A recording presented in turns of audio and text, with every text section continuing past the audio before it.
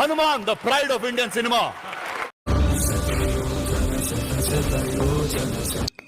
Hanuman movie చాలామంది దీని గురించి తప్పు పట్టారు, మీరు తప్పుకోవాలని చెప్పారు. అలాగే మన తేజ అన్న, డైరెక్టర్ ప్రశాంత్ వర్మ గారు చాలా చాలా మూవీని నమ్మారు భయ్య.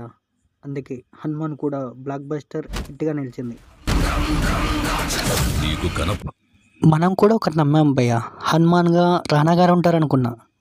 కానీ ఇక్కడ మూవీ టీం మనం మోసం చేసింది భయ్య. చాలా ఒకటి ఉన్మాదం మాత్రమే, దాని వెనక ఒక ఉపద్రవం దాగి ఉంది.